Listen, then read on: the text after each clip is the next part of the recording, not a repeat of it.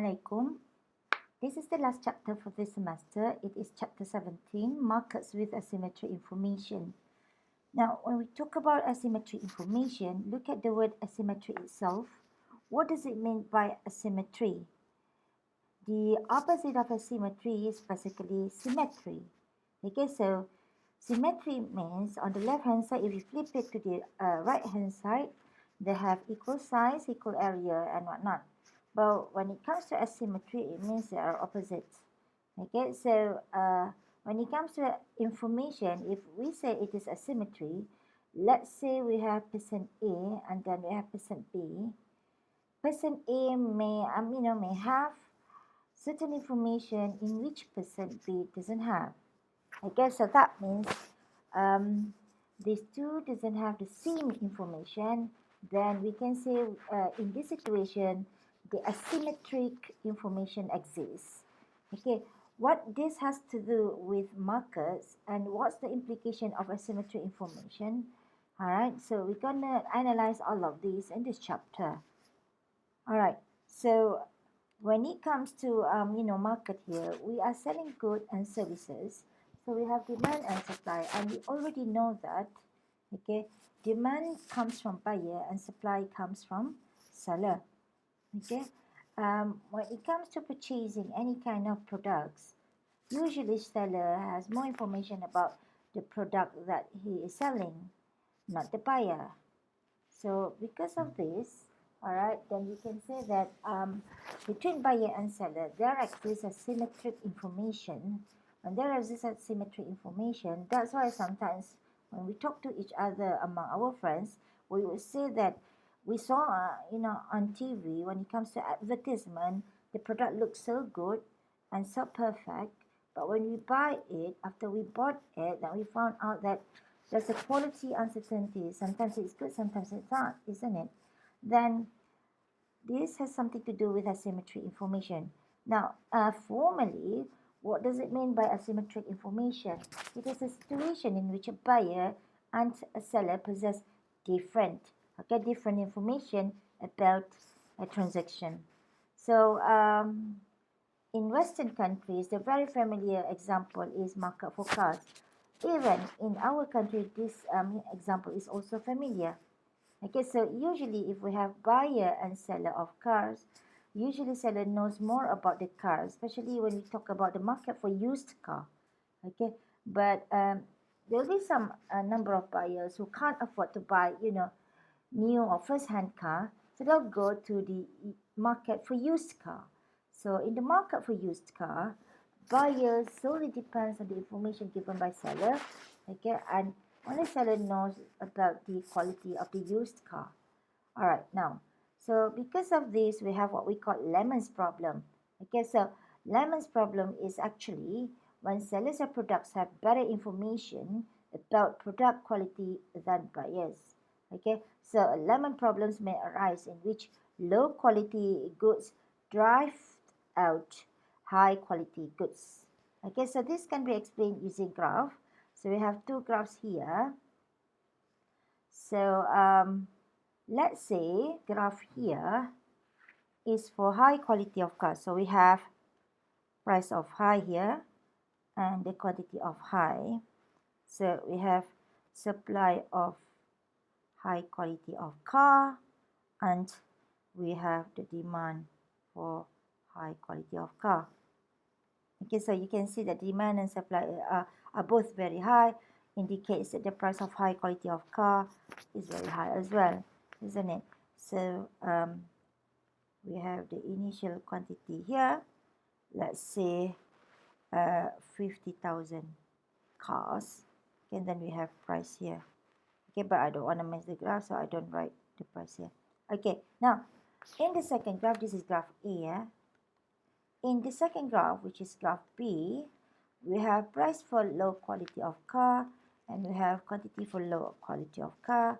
Then let's say the supply of low quality of car is here and the demand is somehow here.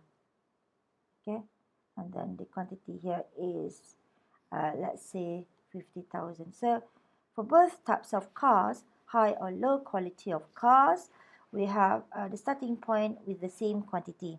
So this one is point A and this one is A prime. Now, okay, now let's move to graph A first. So when it comes to layman problems here, what happened is that in the market, buyers, like I say, is that they have less information about the types of cars, okay, and only sellers knows which cars are good. But then, when it comes to market, most of the buyers have lower expectation about the average quality of cars, on the market. So in this case, because if we are buyers, we don't know which one is good, which one is bad, isn't it? So because of that, in the first graph here, their perceived demand instead of DH here, shift to DM. Okay, so when it shift to DM, it shift to the left. So let's say somewhere here. Okay, so DM. DM refers to the demand where they have perceived quality. They perceive that the quality of the car is just medium or in the middle. Okay, so as you can see, the quantity equilibrium quantity for high quality of cars reduced to 25,000. Okay, on the other hand, okay, when we look at the graph B here, initially we in the graph B here, the demand for low quality of car is here, isn't it, GL? But because sometimes when buyers perceive that the quality of cars is more or less between high or low, because they don't know which one to trust in terms of seller. So they also perceive that the low quality of car has the average quality. Okay, so instead of demanding low here, then they assume that, okay, they perceived that the quality of car for low cars market is also medium or average type of quality. So it increases. So let's say somewhere here, get the guess shift here, then we have B prime. This one is B. So the equilibrium quantity increases to, let's say, 75,000. Okay, so you can see because of this perception that the quantity sold for low quality of car increases to 75,000. Nevertheless, because of this perceived demand, the demand for high quality of car reduced to 25,000 from 50,000. Okay, so in this case, if it keeps going on, yeah, then you most of the people will have some perception saying that high quality of cars is actually also having the same types of quality as low car, then the demand reduced further to DLM. Okay, so less than average in terms of quality perception among buyers, isn't it? And then reduce even further. Okay, here eventually in the end, because of this kind of perception, only low quality of car can be sold in the market. Nobody wants to buy high quality of car because their perception is that these two types of cars are just the same, unless if they have more information about these two different types of market. So this is one implication of asymmetric information that we can see. So what we can see here is that, okay, when Lemons problem exists, and with the existence of asymmetry information between buyer and seller, we can see that low quality goods can drive high quality goods out of the market, isn't it? So you can see here, because everybody perceive that, having perception, as if all types of cars are just the same, then nobody wants to buy high quality of car. Everybody goes to low quality of cars. So low quality of goods can drive high quality goods out of the market. Now, what happens here is that instead of choosing high quality of good, you know, in household or individuals that intends to buy cars buys low quality of goods. So here, the buyers are having what we call adverse selection. Okay, so instead of buying good quality of cars, they adversely select low quality of cars because of this perception. Right, when they don't have enough information, this would happen. So adverse selection formally is basically from a market failure resulting when products of different qualities are sold at a single price because of asymmetric information. So that too much of the low quality product and too little of high quality product are sold in the market. Okay, so here what we can see is that so when we have asymmetry info, then it leads to adverse selection because you don't have the right information, or you have incomplete information. Then you just make your own decision or choice based on the available information. That's why you may adversely select a wrong product. Okay, so this is the implication. Okay, now this is not only happening in the market for cars, it can also happen in other types of market.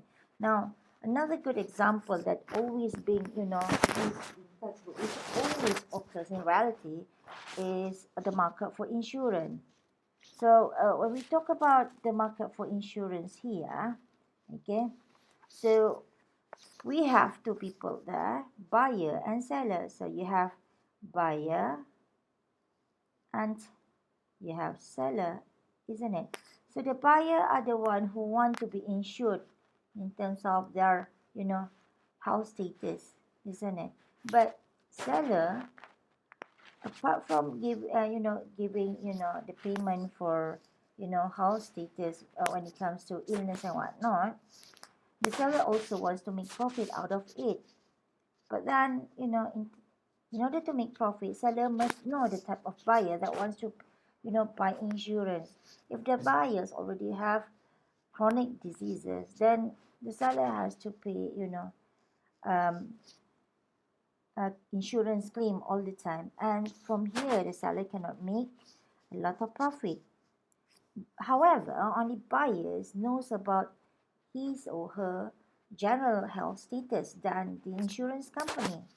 Okay, so here, as a consequence, adverse selection may arise. Okay, much as it does in the market for used car, in it.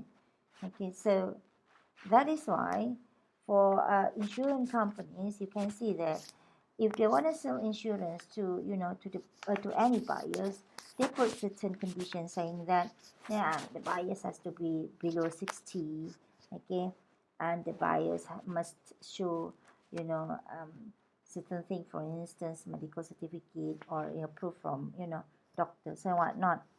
Okay, another example is market for credit. Okay, for market for credit, you have borrower, okay, and you have lender. Obviously, borrower knows about his attitude towards credit, but not the lender. Okay, so lender, for instance, credit card companies. Okay, in this case, what they'll do is that before giving allowance or permissions to the borrower to have the credit card, they will try to check the credit histories of the borrower. In Malaysia, this can be done because we have what we call centris from Bank Negara or central bank, where all of the consumers, if they are registered, or the work or employees, if they are registered, um, then you can see their credit history, the loan that they make, frequency of paying back the loan and whatnot. All of these available in countries. Okay, so in this case, so credit card companies can use computerized credit history, which they often share with one another. Okay, even with the central bank, to want to distinguish low quality from high quality borrowers. So they just want to avoid low quality borrowers, and these low quality borrowers are basically the ones that always don't want to pay or don't pay on time. Okay, so but yeah, there's another problem here. This computerized credit history basically invade their privacy. Okay, so why credit card companies, do this? Because they just want to avoid, adverse selection. They just want to get, more information so that they can reduce the problem of asymmetric information.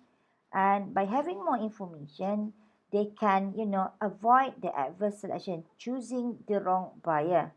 Okay, so you try to think some other types of example around you that involve, the terms of adverse selection and also asymmetric information.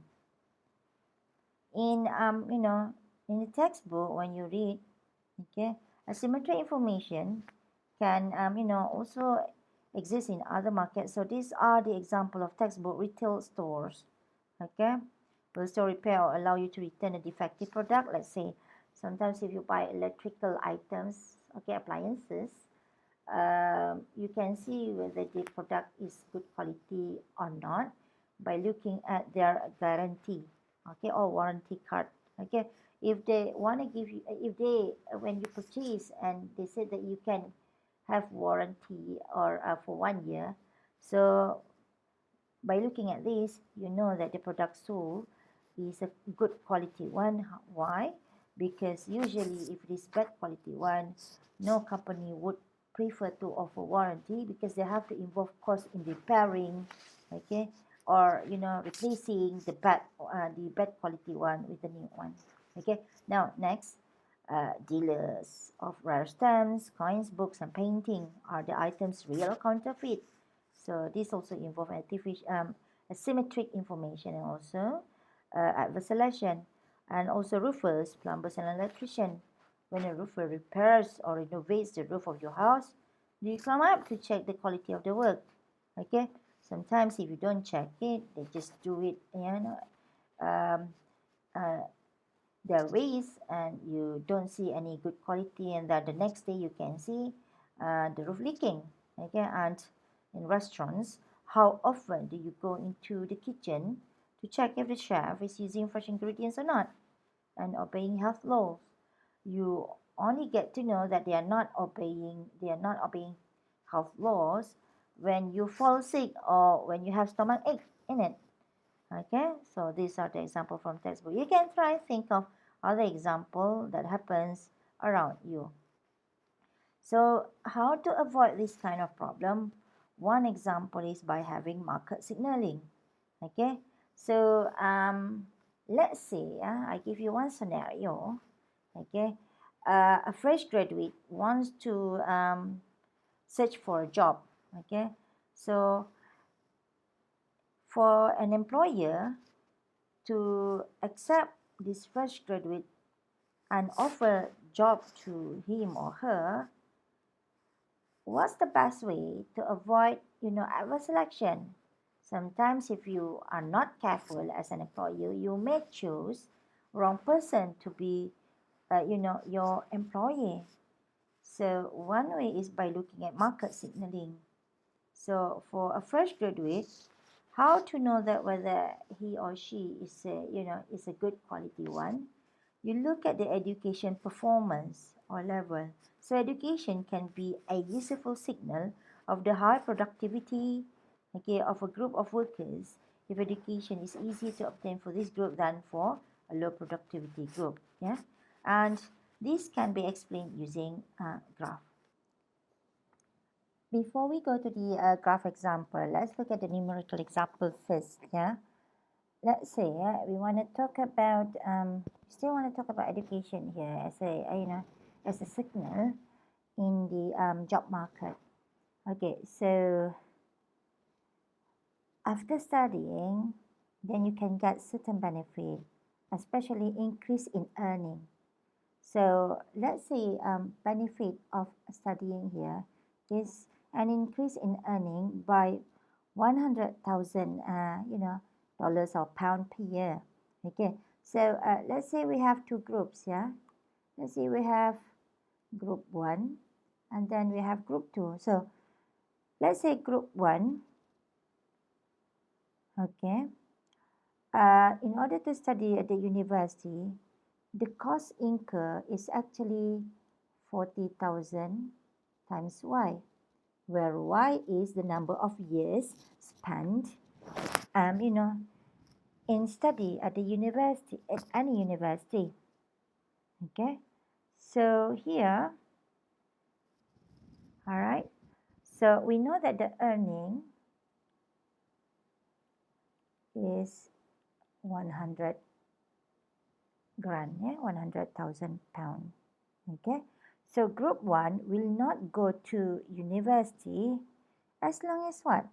As long as this 100,000 compared with the cost. This is marginal benefit, yeah, 100,000. This is the cost, okay, for 40,000 y.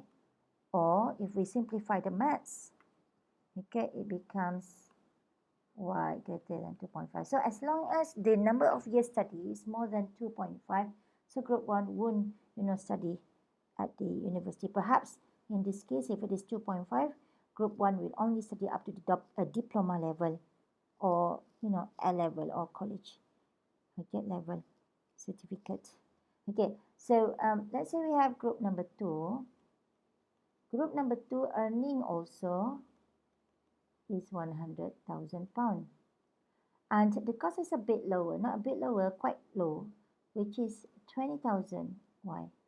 So if you calculate this, then you can see that group number 2, later you try to do it, as long as the number of years spent at the university is less than 5 years, group number 2 will study at the university. So if it is less than 5 years, perhaps, for bachelor degree only, isn't it? Okay. Now, we can also show, the example in the form of graph. So let's say we use the same cost, we use the same cost, yeah, which is 40,000 for group number 1, and also 20,000 for group number 2. But this time, we look at the earning. On the vertical axis, the value of education is in pound here, and y here is the number of years. So this is for group A, for instance. This is for group B. So the number of the value of study, and this is here.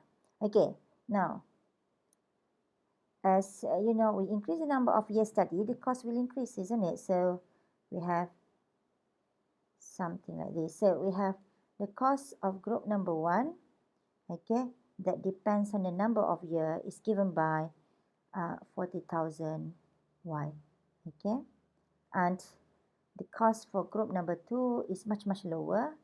So let's say something like this, and then this is the cost number 2 that they also depends on year, which is 20,000 y. Okay, this is group number 2. Cost of group number 2, and let's say I use different pen here.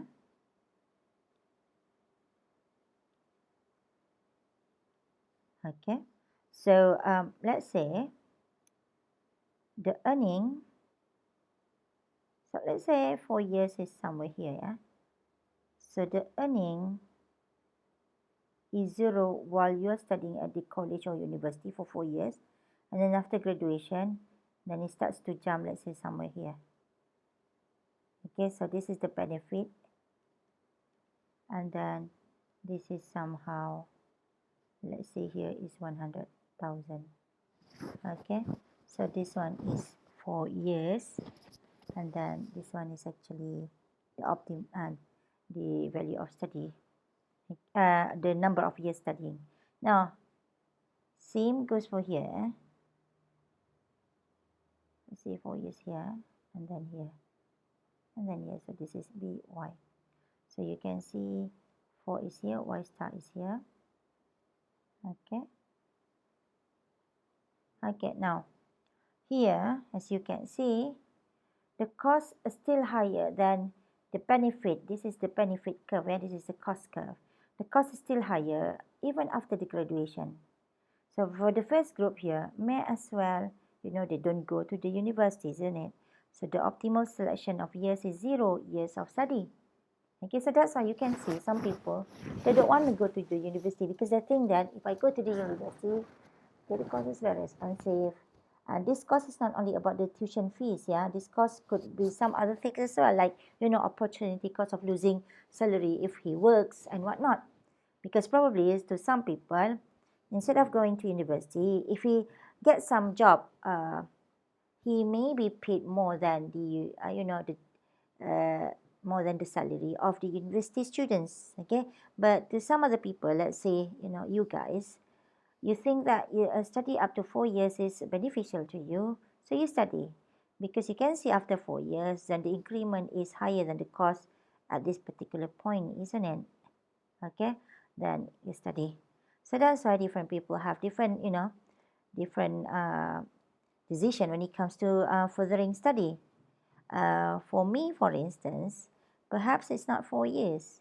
So perhaps my Y star is here 10. So if I'm here, then I go here, then maybe it looks like this. You get what I mean? Okay, so that's why I study for my PhD. So different people look at the benefit and cost of studying differently. Let's go back to market signaling here. So for those who are, for employers, sometimes they look at this. Those who have low productivity group, they don't go, their educational level is very low because they don't go to university. It's not that these people are lazy, yeah, these potential employees are lazy. It's not. It's just because that they have low productivity, because they don't possess extra knowledge at the bachelor degree level to work at certain companies. For instance, if you want to be a medical doctor, yeah, in the private hospital, you need to have at least bachelor degree in surgery, isn't it? So if you just study diploma, then if I'm the employer of private hospital, I don't dare to take you and to put you to become a doctor in my hospital, because it's not safe. You don't possess the knowledge of surgery, and you may not be you perhaps you are very afraid of blood also. So that's why, to some extent, okay, education level can be a market signal to employer, and this could give this could facilitate employer in terms of assessment of potential employee that they can take and then work in their institution. Okay, now, so this is about market signaling. We are done with market signaling. But then if we were to recall back comparison between cost and benefit here, this is what I made just now. In deciding how much education to obtain, yeah, whether you want to study up to a first degree or bachelor degree only, or until PhD like me, people compare benefit of education with the cost itself. Okay, so people in each group make the following cost benefit calculation. So obtain the education level of Y star if the benefit is at least as large as the cost of education, and this is making sense. Yeah, any rational person would think this way as well. All right, but when it comes to cost, if we were to relate with us as a Muslim, cost is not only in terms of tuition fee, it's not only in terms of salary and whatnot. There are some intangible costs that you have to consider into, you take into consideration. There are some, benefit that you can't see clearly with, in terms of materials. And that's why you can see some people, they keep continuing study, although if you see their salary is very low compared to those who don't even, who never went to university. Okay, now another thing that we can look at is guarantees and warranties. I did talk about guarantees and warranties a little bit in the earlier slides, yeah. So if you're buyers of electrical appliances, for instance, and you go to any electrical appliances retail shop, then sometimes you're not so sure whether if you buy from this shop, you can get good quality ones or not. Okay, so how to detect this so that you don't have, you can reduce the problem of asymmetry the problem due to asymmetry information and also adverse selection here. Okay, so we know that firms that produce a higher quality, more dependable product must make consumers aware of this difference. Yeah, how? Okay, the answer is actually guarantees and warranties. So usually a firm that can give guarantee and warranties where after you buy the products, okay, this firm actually gives signal to you that they are selling good quality of product, because when it comes to a warranty, it is very costly, all right, for the producer of a low quality item, okay, than for the producer of a high quality item. Okay, so if you know that they provide warranties, right, then you know that they are very daring to bear the cost of, um, any electrical appliances that can't work well. Okay, but for those firms who are selling low quality product, okay, if they give warranty, they're basically increasing their own, costs. So they don't really want to give guarantee, or they may they may promise you guarantee just because to make sure that you come to their shop, but in the end, well, if anything happens to your appliances, then they just say that, oh, we don't cover this, we don't cover that. Okay, now when we talk about asymmetry information, so first we have asymmetry information. Okay, so we have asymmetry info. Because of asymmetry info, you don't have complete information. Then you have adverse selection, because you don't know which one is right, so you select wrong one. And because of this, when you select wrong one, the next implication is basically what we call moral hazard. Moral hazard is usually happening when you don't know much about that person can cheat you. So that person is doing moral hazard. Yeah. So moral hazard is the implication of asymmetry information and adverse selection. Now, for moral hazard here, technically it means when a party whose actions are unobserved, yeah, because you don't have complete information, can affect the probability or magnitude of a payment associated with an event. So implication is it affects the payment. Payment may be very expensive, or even if you buy it at a cheaper price, later you may incur more costs, isn't it? So what's the effects of moral hazard? It alters the ability of markets to allocate resources efficiently. Okay, so let's say we use one example here. Okay, so we can explain it in the form of graph basically. All right, so usually, let's say initially we want to talk about a driver, yeah, that wants to have insurance to cover his driving, so that if anything happens, he can be insured. Okay, he doesn't have to incur a lot of costs if he involved in accidents, for instance. Okay, so let's say initially the cost of driving include insurance costs, yeah, and assume also insurance company can correctly measure the miles driven. Okay, so in this case, so let's say here is cost per mile. Okay, and here is miles per week. Okay, and for the driver has the demand for driving, the demand for automobile driving, and the demand curve is always downsloping, isn't it? So what's the logic behind this downsloping demand for automobile driving? First we draw it. So this is demand, which is also known as marginal benefit. Now, the demand for automobile driving is downward sloping because, okay, some drivers may switch to alternative transportation, let's say public bus and whatnot, train.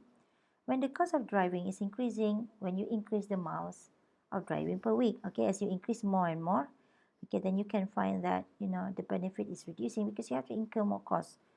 So the value becomes lower. So that's why the demand or the marginal benefit of, automobile driving is downsloping. Now, okay,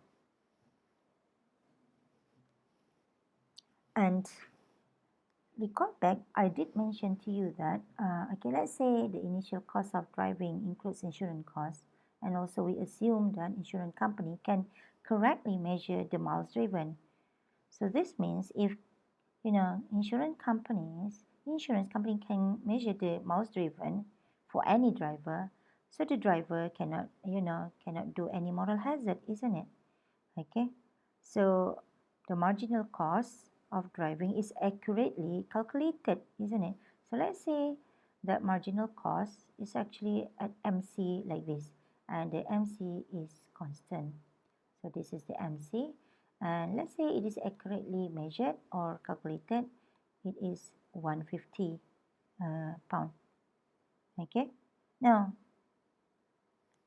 however, the drivers know more about the way they drive, their driving habits. Okay, um, and the driver know that the more they drive, yeah, the more they drive, the more they have to pay the insurance premiums, isn't it? Because the more you drive, okay, you need to pay more because the higher probability you may involve in accident. So as a consequence, this increases their total cost of driving, isn't it? This could increase their total cost of driving. So example here, okay, if the cost of driving per mile is 150, okay, and then 50 pence is the insurance cost, yeah, for every mile. So from the graph, you can see here, okay, from the graph, the driver will go for 100 miles. So where is that 100 miles? It is at the intersection between MC and demand curve, which is this 100 miles per week. Okay. This is an ideal case where insurance companies can correctly measure, okay, the number of miles per week driven by the driver. However, insurance company cannot monitor the driver's, habit all the time. So this implies that the insurance premiums, uh, don't depend on the miles driven, isn't it? All right. So the drivers assume that any accident cost that they incur will be spread over a large group. All right. So because you are not the only one as a driver who pay insurance premiums. You believe that other drivers also pay insurance premiums. So we have a large pool of drivers that pay insurance premiums to this same company of insurance, isn't it? So that's why some drivers they think that and they assume that any accident costs if it happens to them, yeah, if incident happen to them, then they have to incur accident costs. They believe that they assume that these accident costs that they incur will be spread over a large group. So when it is spread over the large group, for every one person individual, the cost for each of this driver is very marginal or small in it or very negligible. Okay, now because their insurance premium do not change or do not vary with the number of miles that they drive, yeah, an additional mile of transportation will cost, okay, let's say 1 quid only. So this is reflected in another MC in the same graph. 1 quid is lower than 150, isn't it? So it is here, MC prime. So 1, okay? Now, so they think that, the driver is saying that the cost is small. Because the cost is small, they drive more. Okay, so we can see the number of miles driven increases. Instead of from 100, it becomes 140. Okay, So it has increased from 100 to socially inefficient level of 140. Okay, so from this we can see that when the insurance company cannot monitor the driver's habit all the time, then there's a possibility of moral hazard happen. The driver thinks that the cost is negligible, so I can drive more. I can, if I involved in accident, the cost is still small, so why don't I drive more? So they think that the marginal cost is smaller, and this 140 miles per week driven by these drivers is socially inefficient quantity. Okay. Now, the next one is about the principal agent problem. Okay, now I'm sure some of you have heard this kind of thing when you learn management. Yeah, so principal agent problem is basically in any firm. Okay, you have CEO, and then you have the workers, let's say supervisors, or CEO of firm managers versus supervisors of workers. So problem arising when agents, let's say firms manager, pursue their own goals rather than the goals of principals. Yeah. So principals is the CEO or the firm's owner, and the firm's owner usually comes to, let's say, to the production side or to the ground when it is necessary. So they don't come daily. So that's why they assign firm's manager or supervisor to look after all the employees at the ground site. Okay. So here, problem arising when the firm's manager has its own, interest, which is in contrast with the principle of the owners of the firm. So here, what's agent? What's principal? Agent is actually individual employed by a principal. In our case here is CEO, yeah, or firm's owner to achieve the principal objective. Let's say the principal objective of the owner is to maximize profit.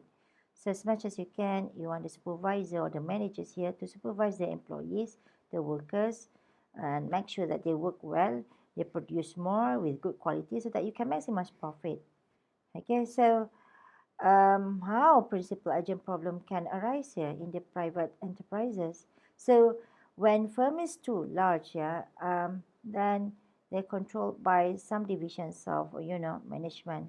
So management of private enterprise can just pursue their own objective, isn't it? Okay, so because you have layer in the organization like this. So here is basically CEO, and then second here is head of department, and then here's supervisor or small managers. So here there are limitations to managers' ability to deviate from the objective here, although they can pursue their own objective. For instance, um, instead of increasing or maximizing profit following the principal objective, they may want to do something else, okay, in the firm.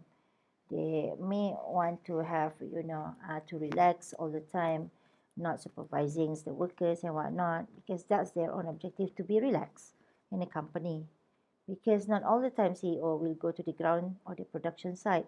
Okay, now however, after a certain point, sometimes some people can detect this behavior of managers. So, for instance, yeah, stockholders can complain loudly when they feel that managers are behaving improperly. Okay, and a vigorous market for corporate control can develop as well.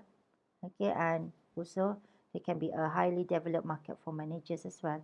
So, actually, if we have problem with these managers, so CEO, if he is very firm, he can easily substitute this kind of managers with new managers which can work efficiently in the institution or in the company, isn't it? Okay. Now, so when we talk about the principal agent problem here, the framework of principal agent can also help us to understand the behavior of managers of public organization actually. So it's not only about private sector. Yeah, we can also utilize or use this for public organization. Let's say public universities like UIA. So although public sectors lack of some market forces, yeah, we don't really have market forces, but in order to keep private managers in line, yeah, so that they really work. They don't go for coffee break from 10 till 12, then go for lunch and then only start to work at 2. Okay. Now, government agencies can still be effectively monitored actually. So how? Managers of government agencies, okay. Here we can look at their productivity by looking at their KPIs, key performance index, for instance. So nowadays, the increment in salaries, or not the increment, yeah, because the increment for public sector is always there every year.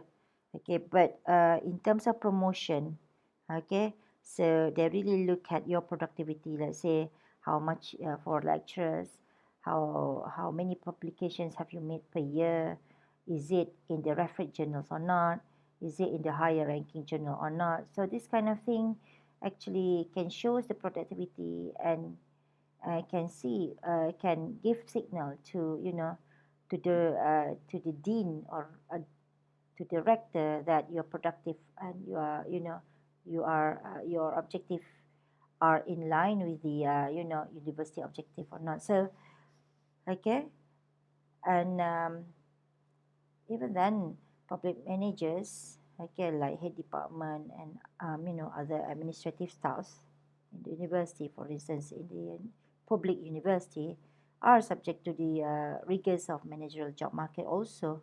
Okay, so usually what happens is that in the public university or public sector, if that manager or if that employee is not performing well, and always not seen in the office frequently, then what we usually do is that we reshuffle them, we move them from one department to another division or department, and then so that they know that okay, they may face different scenario culture in different department that may change their habit from from not from low quality performance to high quality performance, perhaps. Okay, now, so that's why when it comes to principal agent problems here, so usually sometimes some private sectors, what they do is that in order to avoid this kind of problem, instead of firing such managers or such employee, what they do is that they can give bonus schemes to provide better results, okay, or commission. Okay, so you can see this a lot when it comes to salesperson. All right, so if they can achieve their sales target, then they are given certain amount of bonus or commission. Okay, and this is what way to improve to increase productivity, actually, to reduce the principal agent problem. Asymmetric information can also occur in labor market. So there's a theory that can be related to this. Okay, it's called efficiency wage theory. So there are three terms that you need to understand, and I'll show you in the form of graph as well. So the first one is efficiency wage theory. So it is an explanation for the presence of unemployment, yeah, and wage discrimination, which recognizes that labor productivity may be affected by the wage rate. Okay, so sometimes if the you need to keep certain wage rates to make sure that the labor really wants to work. If it is uh, too low, then the labor doesn't want to work. So there's a threshold in which wage rate must be maintained. It's like price floor actually, so that we can be so sure we don't have any problem of shirking and whatnot in the organization.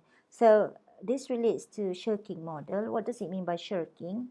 Okay, what does it mean by shirk actually? So basically, there are some workers who really neglect work or don't want to do job accordingly. So this is shirking. So it's a principle that workers still have an incentive to shirk, yeah, if a firms pay them at a market clearing wage. Why? Because let's say the firm doesn't want them anymore, and the firm fire them. They can easily get some other job elsewhere, yeah, with the same wage rate. Okay, so this is shirking model. Now, what does it mean by efficiency wage? It's a wage that a firm will pay to an employee as an incentive not to shirk actually. Otherwise, he keeps shirking, and then if he moves to another company, he also keeps shirking if you don't pay efficiency wage. So now we try to explain this in the form of graph. Okay, so let's say we have graph here.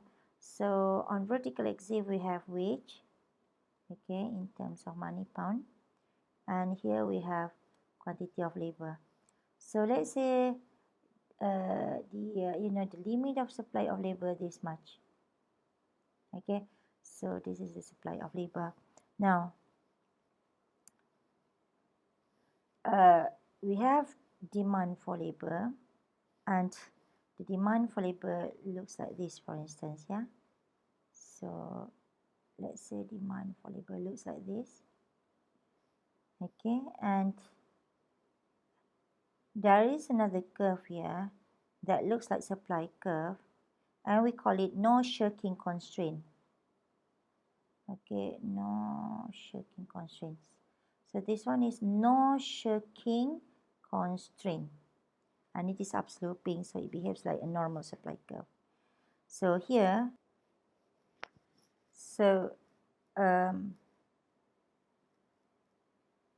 this one is actually the efficiency wage, okay, WE, and therefore employment with the efficiency wage is actually LE. Okay, if we follow market, then it's here. As you can see here, in order to avoid shirking, okay, and the minimum payment for wage here could be here. Okay, when it is here, let's call this W star. So this is basically market clearing wage. Why it is market clearing wage? Because at W star here, we can see employment is at L star, which is equivalent to the number of supply of labor here. Okay, because it intersects with demand for labor equals to supply of labor. Then nobody is unemployed at L star. However, here, okay, because firms, they don't want to hire all of the employees, yeah, so they follow the market wage rate, which is a WE, and employ LE. As a consequence of this, okay, then you can see the distance between LE and L star is actually unemployment. Now, unemployment can arise in otherwise competitive labor markets, yeah, when employers cannot accurately monitor workers. So, no, employers, they don't want to hire all of them or hire all L star here because the possibility of shirking. Then they follow the market rate here. Then as a consequence, it creates unemployment. Okay, because if they hire all, they are not so sure that they can accurately monitor the workers. Okay, so here if you see NSC curve or no shirking constraint curve gives the wage necessary to keep workers from shirking, which is W star. Okay, so the firm hires at LE, yeah, at with higher competitive wage rate compared to W star, which is WE, yeah, and because of this, it creates the distance between LE and L star of employment level. So this is how unemployment can occur in a shirking model.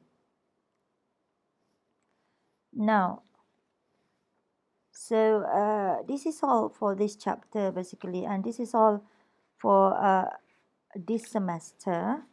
And in this chapter, I don't really cover most of the numerical aspects of, asymmetry information, moral hazards, and whatnot.